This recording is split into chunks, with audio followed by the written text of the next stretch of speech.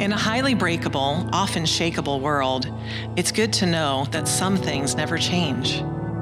When we are pressured to conform, when our beliefs are belittled, it's good to know that some things never change. When we are asked to do the impossible and we fail, it's good to know some things never change. When we feel all alone and we wonder if we should take a public stand, it's good to know some things never change. When God tests us with success and we are tempted to take the credit for ourselves and nurture our pride, it's good to know that some things never change. When everything around us seems uncertain and out of control, it's good to know that some things never change. When events shake us to our core, when right seems wrong, and when wrong seems right, it's good to know that some things never change.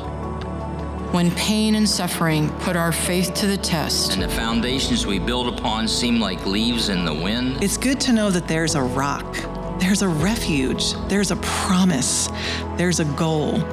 There's a Jesus who never changes. When shaking times come, It's good to know that some things are unshakable. Hey, welcome to Calvary. I love the opportunities I get every once in a while to meet some of those of you who I don't see every week at Harvest Field. So, man, shout out to Calvary Tyrone and Calvary Lewistown and Calvary Penns Valley. And those of you who kind of just connect online, Kathy and Dave and the Kellys and the Wallings out in California. Man, it's just good to know that there is a community that extends even beyond where we gather in physical places. So welcome to Calvary. However you found us and wherever you are so welcome. I just want to jump right in with a question. The question is this: what do you see? What do you see? They go, I see Dan in a sweater vest and a black shirt. Big surprise, right? Take it a bit farther. Look around. Maybe even right where you are. What do you see? Or think back. What sights have shaped your week? What do you see? I love this story. A woman was sitting in the waiting room for her first appointment with a new dentist, and she noticed his DDS diploma, which bore his full name.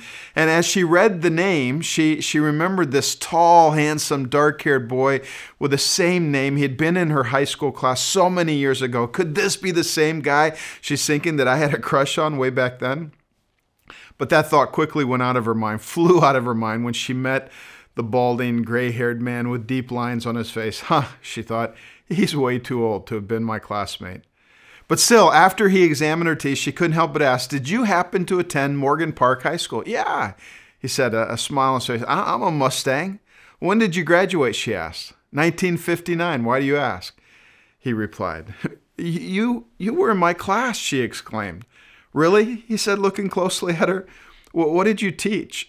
You see, it's not about how good you look. It's about how well you see. What do you see? How well do you see it? John Eldridge describes an experience he and his family endured in Alaska. They were in a plane running low on fuel. They had circled for what seemed an eternity, but still the fog refused to lift. Rain and mist covered the windshield of the plane as they all strained. He and his family strained to find a break in the clouds. Nobody wanted to leave, but running out of gas was not a very good option.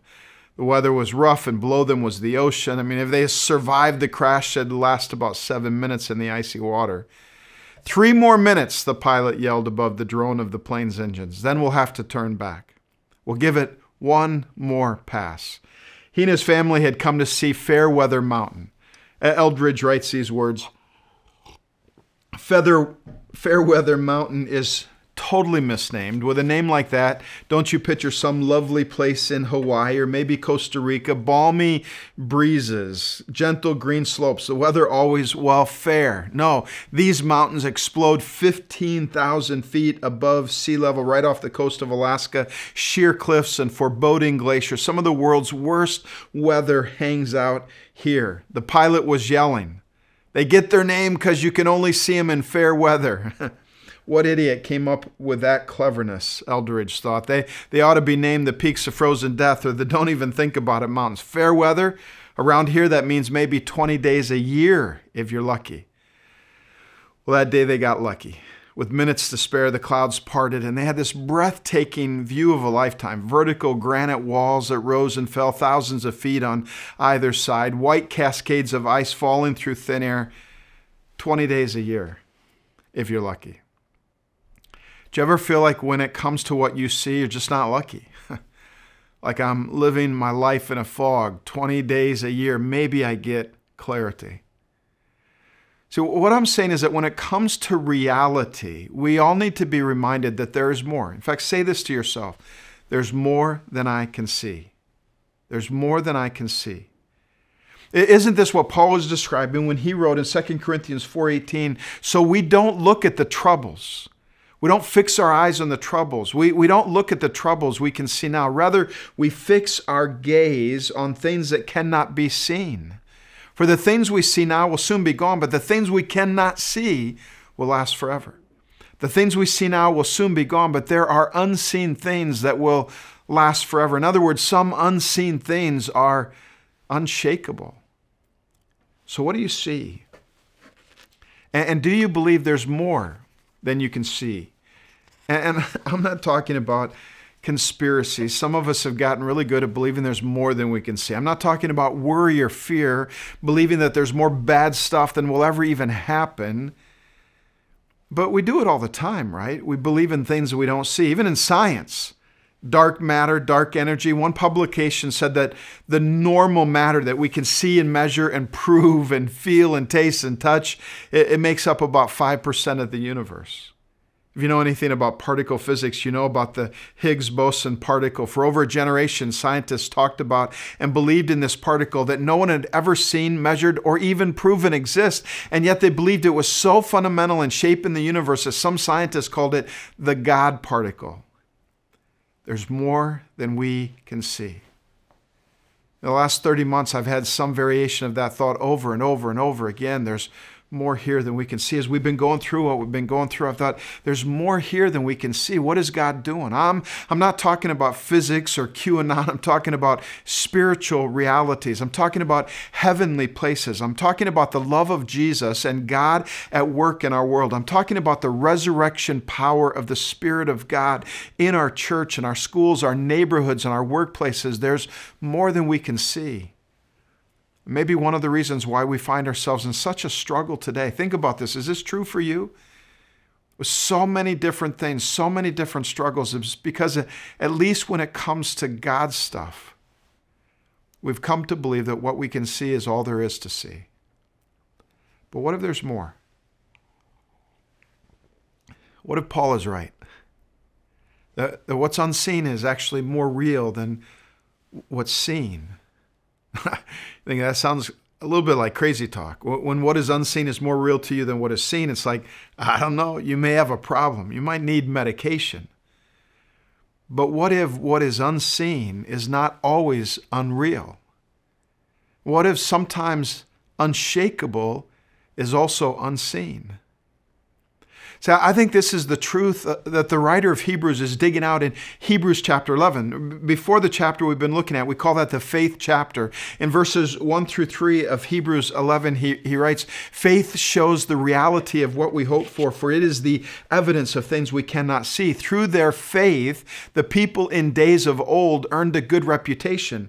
By faith, we understand that the entire universe was formed at God's command, that what we now see did not come from anything that can be seen. Faith is the evidence of unseen, unshakable realities and truths. Faith is the evidence of unseen, unshakable realities and truths. Now, maybe you're thinking, exactly, and I don't believe. I can't believe that stuff. I don't have faith, so there is no evidence of unseen realities. But listen to me, I'm not talking about your faith. I'm not talking about your lack of faith. The writer of Hebrews doesn't know whether you have faith or not. In fact, it's quite likely that he's writing to people who, just like you, just like me, we wrestle with doubt and worry and fear. Some of us can't seem to hang on to faith. See, I think he's talking about the faith of the people contained in Hebrews 11. By faith, Moses did this and Esther did that. By faith, Sarah accepted this and Joshua did that. Their faith is evidence that there's more. Fatima lives in Iran. Iran has the fastest growing church globally in the world today. Her earliest memories include being raped by her brothers. At 11, she was sold in marriage to a young drug addict who abused her and then divorced her when she was 17. Returning home, she was raped repeatedly until she decided to leave. And now no home, on the streets. She heard the gospel for the first time. She heard the gospel preached, and she trusted in Jesus. In time, she married a Christian man. They trained in evangelism and church planting. And just that, listen, that would be enough for me to believe there's more. Just her faith to that point. And yet even there's more. Fatima felt called to go back home, to forgive her family, witness to her family. Her entire family repented and gave their lives to Jesus. The very first church that Fatima and her husband planted was in her childhood home. Her faith is evidence that there's more than I can see. What do you see? I mean, just do a little bit of an imagination exercise with me. Just close your eyes right now, and unless you're driving or something as you listen, and just close your eyes and imagine your front door. You're inside your home, wherever you live, and you go to the front door, you reach down, you turn the knob, and you walk out into your hallway or your front yard or the street, and you look around to the left, to the right, across the street, across the hall. Now let me ask you, what do you unsee? Well, what are you missing? Ask yourself, what are the unseen realities around you, in your neighborhood, in your workplace, in your school, where you shop? Can I tell you 3 things that often go unseen in our daily life? Things that we don't see that are so very, very real. Number 1, we don't see the brokenness, right? In part, we don't see the brokenness because we don't want to see the brokenness because it hurts. We don't see the brokenness around us. Number 2, we don't see the beauty, the potential for glory that's sometimes hidden deep within every person created in the image of God, loved by Jesus, a soul of great worth and value. And so number 3, because we miss the beauty and the brokenness, we often miss God at work, because that's where He works. What do you see? Do you believe there's actually more than you can see, that unseen spiritual realities impact our lives and the lives of those around us, and that those unseen realities are actually more real, more unshakable than the shakeable seen? Now, Hebrews chapter 12 is, as you read it, it's either just a metaphor for life, it's symbolic, it's symbolism with all its talk of races and crowds cheering us on, or it's a treasure map for the unseen realities that are unshakable. And I think you know what I think. I think there's more than we can see. And Hebrews chapter 12 describes the more. He describes the reality behind the curtain. In verses 18 through 24, the more being described is 2 mountains.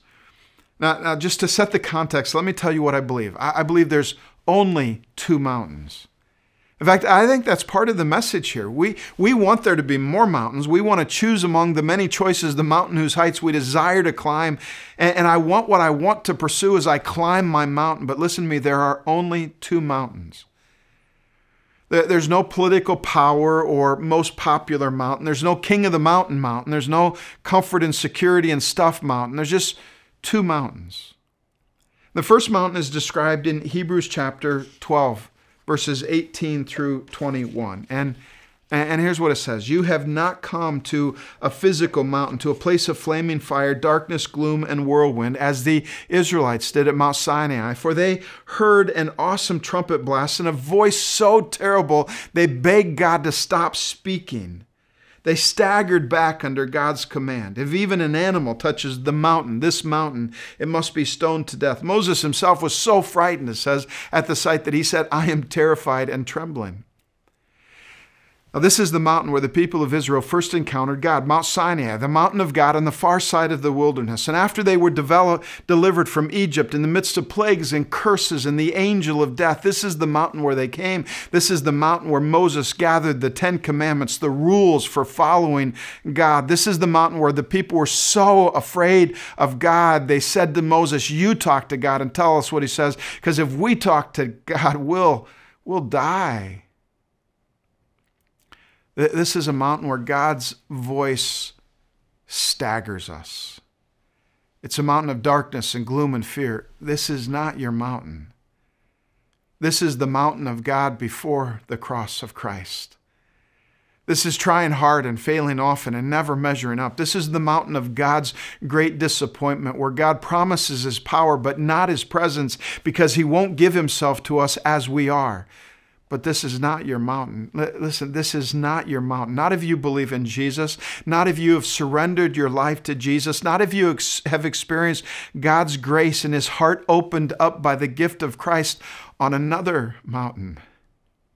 If you've done that, this is not your mountain. Can I say it again? This is not your mountain. This is not your mountain. This is the mountain where you know what it takes to gain God's love, and you know that you can't gain God's love. This is the mountain where you are so conflicted because you don't want to go back, but you can't see the way forward. But this is not your mountain.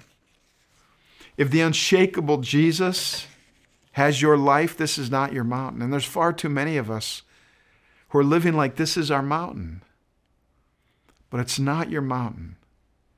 Listen to Hebrews 12:22-24. The writer says, no, this is not your mountain. No, you have come to Mount Zion, to the city of the living God, the heavenly Jerusalem, and to countless thousands of angels in a joyful gathering. You have come to the assembly of God's firstborn children, whose names are written in heaven. You've come to God Himself, who is the judge over all things. You've come to the spirits of the righteous ones in heaven, who have now been made perfect. You've come to Jesus.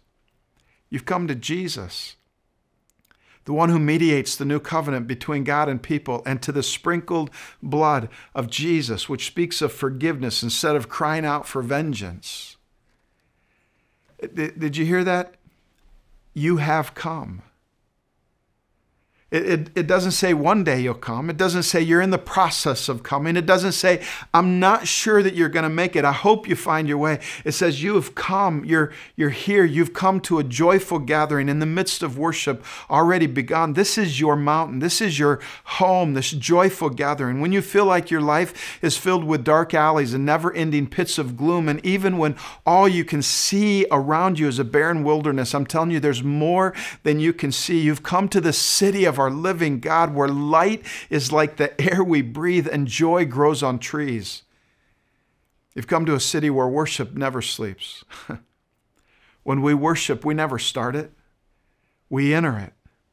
We join in. It's all around us. It's always, always, always going. The angels can't stop enjoying God. I've been thinking about this a lot lately, especially with the last few encounter nights of worship that we've had at Calvary Harvest Fields. And if you haven't joined us, you should come. It's so good. You see, worship is simply the fulfillment of joy. It's like a good meal is not finished until we praise the cook. A good joy is not finished until we praise the Creator. Joy unstopping leads to worship that is unending. And this is your mountain. You've come to this mountain. When it's hard to worship because joy seems out of reach, this is still your mountain. The holy hallelujahs resound even if your heart can't hear them. This is still your mountain. The angels who threw a party when you came to this mountain will teach us the songs of heaven. Holy, holy, holy, worthy is the Lamb who was slain. This is your mountain. You've come to this mountain. You've come home to the family of God. You're not just a number. You have a name. You've come to the assembly, it says. You've come to the assembly of God's firstborn kids. Do you know why it would matter in those days that you're more than just God's kid? You're His firstborn. And it's an assembly of firstborn. More than one firstborn. How do you do that? You see, the firstborn was the heir. Everything the Father has belongs to the firstborn. And so the writers are simply saying, we're co-heirs. All of us, we're co-heirs with Christ. Everything that the Father has belongs to you. You've come to the mountain of your inheritance. And listen, it makes the Powerball look like a common dirty penny. Your name is in the book. You're not just a number. You're firstborn, part of the family. During this last season of life, some words that Paul wrote in Ephesians 1, I've quoted them many times in a lot of different messages. They've given me some great encouragement. I like how it reads in the New Living Translation. It says, long ago, before God made the world, God chose us to be His very own. He decided then to make us holy in his eyes. And so without a single fault, we stand before him covered in his love. His unchanging plan has always been to adopt us into his own family by sending Jesus Christ to die for us. And he did this. I love this. He did this because he wanted to.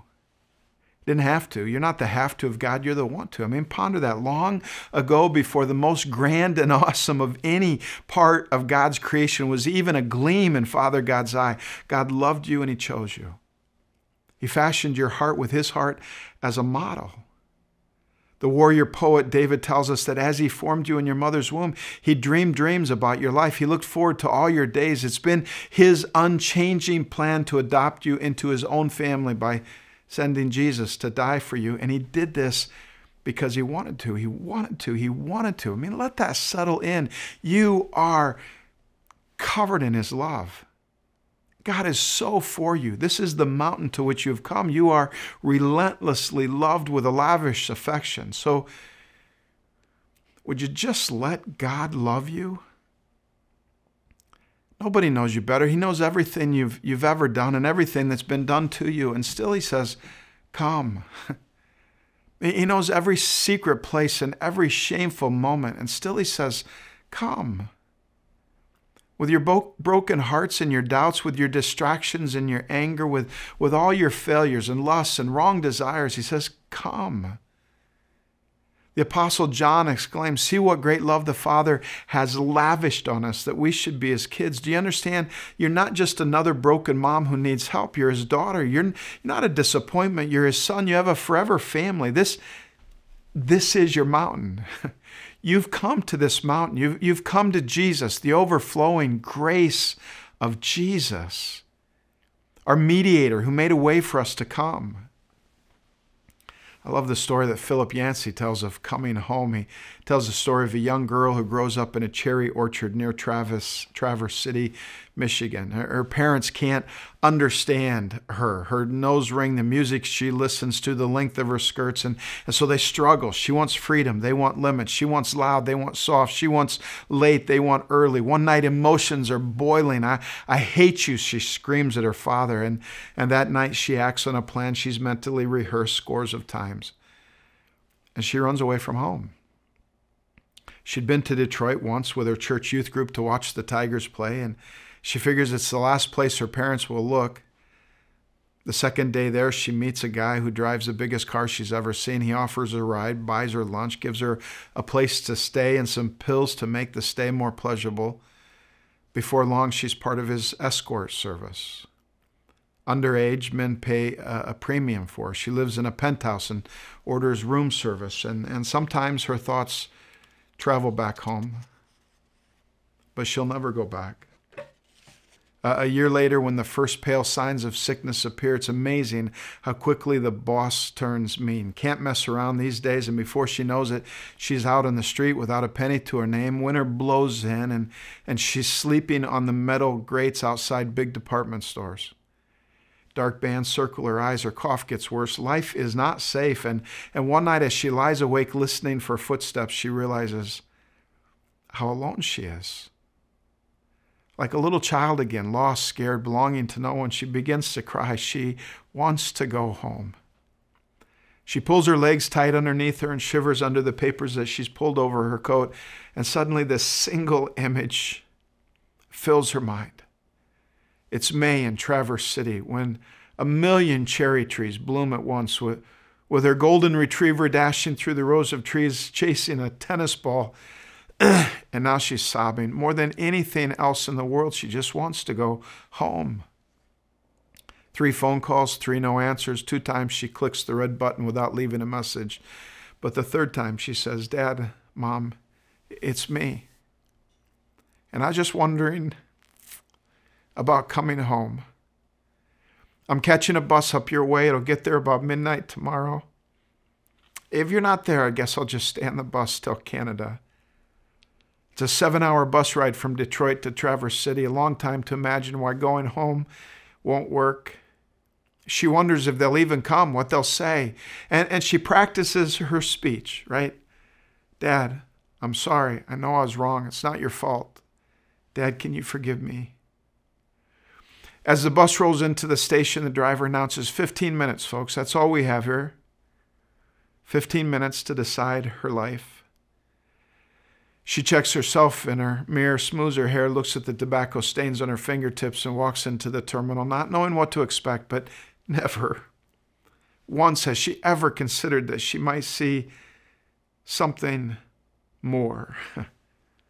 There in the concrete walls and plastic chairs bus terminal in Traverse City, Michigan, stands a group of 40 brothers, sisters, great aunts and uncles, cousins, a grandmother, and a great-grandmother to boot. They're all wearing ridiculous-looking party hats and blowing noisemakers. And taped across the entire wall of the terminal is a computer-generated banner that reads, "Welcome home." Her dad breaks from the crowd. She can hardly see through her tears, and she can hardly speak through the lump in her throat. "Dad, I'm sorry," she starts. He interrupts her. "Shh, we got no time for that. You'll be late for the party at home." Do you understand? This is your mountain. You've come to this mountain. You've come. You're here. It's not just your final destination. It's your current unshakable address. The writer of Hebrews describes two mountains. There's a mountain where God's voice staggers us to our knees. It's a mountain of darkness, gloom, and fear, a mountain where the best among us tremble. But there's also a mountain called Zion, the city of our living God. It's a mountain of endless joy where worship never stops because worship is just the overflow of joy. It's the mountain where the family of God dives into the endless grace of Jesus. It's the mountain where the least among us are relentlessly loved. But there's only two mountains. We want there to be more. We want to choose among many choices the mountain whose heights we desire to climb, but there are only two mountains. To which mountain have you come? Upon which mountain have you fixed your eyes? Which one shapes all that you see? Because that mountain is not merely our eternal destiny, it's our current address. That's why the writer of Hebrews says in verse 25, so see to it. See to it. Hebrews 12:25, see to it that you do not refuse him who speaks. Because whoever gets your ears shapes your heart. And whoever shapes your heart shapes your destiny. And there's only two mountains. And if we can get our ears away from the distractions of voices that matter so little, you can hear his whisper, come home, child, come home. In January of 2000, leaders of Charlotte, North Carolina invited their favorite son, Billy Graham. You know that name. Even if you never knew who he was, you know that name. They invited him to a luncheon, and Billy initially said no because he had Parkinson's disease, but the Charlotte leader said, we don't expect a major address from you. Just come and let us honor you. And so he agreed. And after he was honored, Billy Graham came to the front, and he looked at the crowd, and he said, I'm reminded today of a story told by Albert Einstein. Einstein was traveling from Princeton on a train when the conductor came down the aisle punching the tickets. And when he came to Einstein, Albert reached in his vest pocket, but he couldn't find his ticket. And he checked all his pockets and his briefcase and the seat around him, but he couldn't find his ticket. And the conductor finally said, Dr. Einstein, I know who you are. We all know who you are. I'm sure you bought a ticket. Don't worry about it. Einstein nodded appreciatively. The conductor continued down the aisle, but before he went to the next car, he turned around and he saw the great physicist down on his hands and knees, looking under the seat for his ticket. He rushed back. He said, Dr. Einstein, don't worry. I said, I know who you are. No problem. You don't need a ticket. Einstein looked at him and said, young man, I too know who I am. What I don't know is where I'm going. Graham continued. He said, see this suit I'm wearing? It's a brand new suit. My wife and my daughter have told me that I don't look so good anymore. And so I went out and I bought a new suit for today and for one more day. He said, you see, this is the suit in which I'll be buried. But when you hear that I've died, I hope you don't remember my suit. What I hope you remember is this. I know who I am, but I also know where I'm going. See, Billy Graham knew where he was going because he had been living there most of his life. He had come to that mountain, even though it was unseen. That's where he lived. That was his address. Which mountain have you come to? Have you come home? And if not, would you like to? If you would, I want to give you a silent moment to simply pray these two things, to say, Jesus, I believe in you, and I surrender my life to you. Jesus, I believe in you, and I surrender my life to you. It's that simple. I receive your forgiveness. I believe you died for me, and I surrender my life to you. And if you've said those two things in your heart, in your mind, God hears, and you've now come to this mountain. And I'd like you to pray, maybe for the very first time as a follower of Jesus, this unshakable prayer. It's on the screen. I'm just going to ask you to say it along with me as we close. God, my life is not unshakable, but you are. Come and shake everything that can be shaken, so that only what's unshakable remains. God, shake every little kingdom so that the whole world knows that only Christ is King. God, shake us till our communities are full of your glory, and shake me till people can only see Jesus in me. We've come to Zion, the mountain of endless joy. We've come to the unshakable city of God to dive into grace. I trust your relentless, unshakable love with all my doubts and failures, all my shame and pride. I come home. May my eyes be captivated by your unshakable kingdom. May your voice shape my heart. In Jesus' name we pray. Amen.